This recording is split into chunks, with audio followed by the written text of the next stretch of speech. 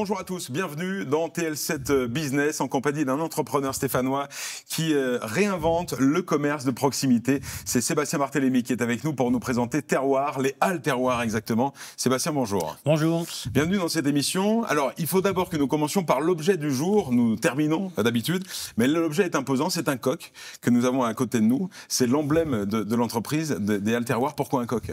Effectivement, il est imposant et encore, c'est la version miniature parce qu'en fait, devant chacune de nos halles, il fera un peu plus de 3,50 m de présentation. Pourquoi un coq? Quoi de plus français que le coq? Oui. Le coq français gagne sur de nombreux terrains. Et il fallait trouver un logo, quelque chose un petit peu pour accompagner notre évolution de marque. Et ce coq était tout désigné. Ça a été fait par des designers stéphanois, puisque c'est avec l'école de design de Saint-Étienne que nous avons travaillé ce produit et que nous avons arrivé à créer cette jolie œuvre qui va trôner devant chacune de nos halles. Donc la vraie marque de fabrique qu'on pourra retrouver, ce sera le phare des halles Terroir. Alors loin du modèle traditionnel des marchés couverts, des centres commerciaux, les halles Terroir, c'est une nouvelle approche du commerce de proximité, je le disais, qui mélange commerce de bouche, artisanat, convivialité. Des ouvertures prévues à Toulouse, Valence et aussi un projet à Vauche. Expliquez-nous le concept des halles Terroir. Alors aujourd'hui, depuis le Covid notamment, les gens veulent revenir à la proximité, revenir au commerce de proximité. Ma réflexion a été d'un petit peu observer les marchés. J'ai parcouru différents coins de France et je me suis aperçu que le premier concept qui se développait, c'était des concepts de food court. C'est une bonne chose, on vient dans la convivialité, dans ces choses. Moi, ce n'est pas du tout mon approche. Ma volonté, c'est de permettre aux gens de refaire leurs courses. Depuis 50 ans, on a éduqué les gens dans le fait d'avoir une enseigne, de voir un grand parking, de pouvoir se garer. Sortir des centres-villes. Sortir des centres-villes, c'est l'urbanisation du reste qui a étendu, qui nous a amené à des métropoles aujourd'hui plutôt qu'à des villes. Et je pense qu'il faut aller dans le sens de l'évolution. Ce concept-là, en fait, m'a amené à prendre ce qui était bon dans le passé et puis pouvoir continuer de s'adapter à ce que les gens veulent. Ce qui est bon, c'est d'avoir un parking, c'est d'avoir une enseigne, c'est d'avoir de la communication. Ce sont des bonnes choses. Ce qu'on leur reproche à la grande distribution aujourd'hui, en tout cas là où on peut ne pas trouver tout à fait tout ce qu'on veut, c'est l'authenticité du produit et puis la valeur humaine, puisque c'est venir chez son commerçant. Cependant, les gens ne veulent pas forcément faire tous les 4 coins de rue pour faire ses courses. Donc, oui, c'est un mix entre le commerce de proximité et puis nos exigences de facilité. C'est une alternative à la grande distribution, c'est-à-dire quand je vais faire mes courses et vraiment faire ses courses. Chez Terroir, on fait ses courses, on ne vient pas manger, même s'il y aura un restaurant en tête de pont de la halle, parce qu'il peut y avoir un moment de convivialité dans les zones de vie que l'on aménage, mais on vient faire ses courses et tout le monde sous un même toit, sauf que moi, je ne vais pas vendre de l'alimentaire, je vais simplement organiser chacun de mes commerçants qui peuvent venir mettre un point de vente pour que le consommateur puisse venir consommer directement sous un même toit. Et vous proposez un concept de conciergerie pour l'ensemble des commerçants qui viendront se faire héberger au halles Terroir. Voilà, la fonction de Terroir, en fait, c'est une conciergerie commerciale. Nous réalisons des spots de publicité Internet.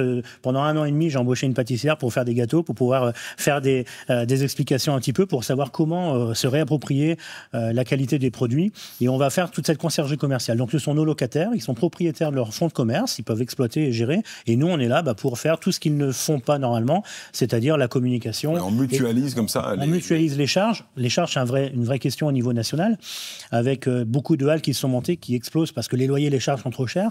En fait, nous, on vient organiser au niveau national une communication qui nous permettra de parler localement de quelqu'un au niveau national et donc d'amortir cet effet charge. L'emplacement, donc je le disais, on a Toulouse, on a Valence, on a Vauche, c'est-à-dire tout type de communes. Comment est-ce que l'on regarde et vos projets d'implantation, vous répondez à des appels des municipalités? Comment ça se passe? Alors, beaucoup de communes nous appellent. Je serai d'ailleurs demain encore dans une commune qui m'a demandé de venir visiter sa commune pour pouvoir s'implanter parce que certaines mairies ont vraiment compris qu'il y a urgence à aider le commerce de proximité et trouver un moyen d'organiser les choses.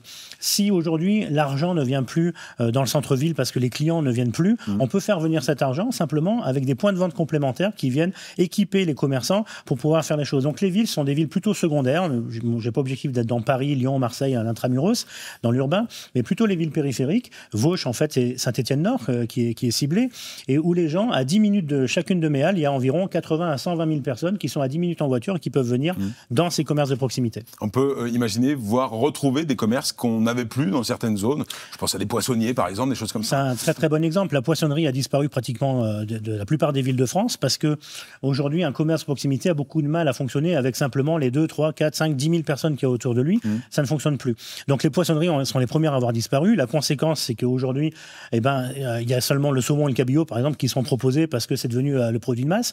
Et c'est aussi pour ça que dans chacune de nos halles, il y aura un poissonnier parce qu'il retrouve la compétitivité qu'il peut avoir pour toucher sa clientèle. Je voudrais qu'on parle du volet formation également. C'est très important. On connaît la difficulté des métiers de bouche, des commerçants, de recruter, de fidéliser du personnel. Vous allez répondre et vous préoccuper aussi de cette problématique. Alors, c'est un vrai sujet. On n'a vraiment pas de mal à trouver des commerçants à rentrer dans nos halles parce qu'il suffit qu'ils prennent le temps, sincèrement, de se poser 2 minutes et de réfléchir. Ils comprennent que c'est très attractif.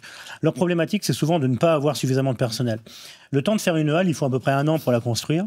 On est en train de réfléchir très profondément à un centre de formation qui permettrait d'avoir des vendeurs qui, pendant 1 an, seront dans notre commerçant de proximité. Il sera formé et ensuite, il pourra devenir même actionnaire du fonds de commerce pour pouvoir développer son fonds de commerce. Donc, création d'emplois et maintien surtout de l'emploi dans les centralités. Aujourd'hui, vos projets, on a parlé de Vauche, le plus proche de nous. Quels sont vos projets? Est-ce qu'on a déjà d'autres annonces à faire? Alors, c'est un développement personnel que l'on a qui est en train de se mettre au niveau national. Donc, on a déjà 3 halles au national qui est en train de se faire. Mon ambition, c'est d'en avoir une 50aine dans les 6-7 ans qui viennent. Mais ce n'est pas une œuvre personnelle, en fait. Il va falloir que les consommateurs comprennent et fassent le choix de venir, que les commerces de proximité viennent, et puis que des investisseurs se mettent à réfléchir en disant bah oui, maintenant, il faut peut-être investir un peu plus de manière concrète et de pouvoir développer. Donc, l'ambition est de développer au niveau national. Oui. Pour les commerçants qui souhaiteraient intégrer une de vos structures, comment ça se passe? Ils prennent contact avec nous. On parcourt aussi beaucoup les rues pour aller les voir et les rencontrer. Ils prennent contact avec nous via le site internet, où très facile à nous trouver, on communique beaucoup. Et on prend le temps de parler avec eux pour travailler pour eux, justement. Merci beaucoup Sébastien Barthélémy de nous avoir présenté les halles Terroir, d'être venu avec ce coq qu'on retrouvera donc en format 3,50 m devant les halles Terroir de Vauche, très prochainement, ouverture prévue. Fin d'année, début d'année prochaine. Merci beaucoup, vous savez tout. Merci de nous avoir suivis dans TL7 Business, on se retrouve très bientôt pour un nouveau numéro. Au revoir.